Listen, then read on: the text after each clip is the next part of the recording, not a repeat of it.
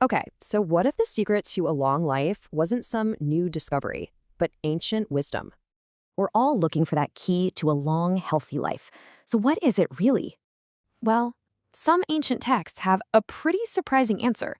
They say it's all about your character. Yeah, you heard that right. The core idea is that your character is the literal root of a long life. And these scriptures lay it out pretty clearly. There are two paths with two very different outcomes.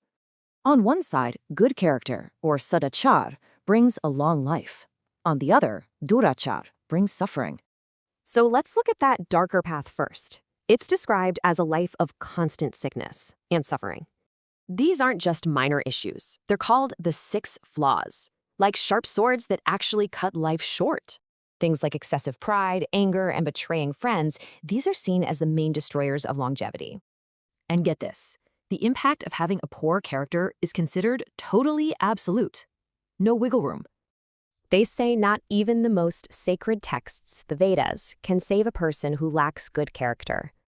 At death, it's said that this person is just abandoned, kind of like birds leaving an empty nest.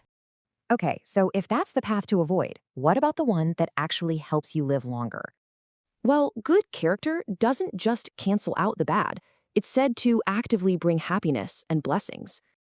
And here's a wild connection. The texts claim our character is also shaped by the food we eat.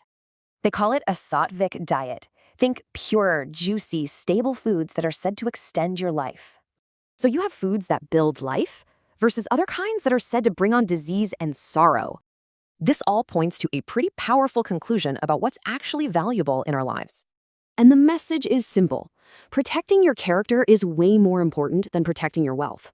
A powerful saying sums it up. Lose your wealth, you've lost nothing. Lose your character, you've lost everything. So that kind of leaves us with a question for today, right? In your life, what do you value more?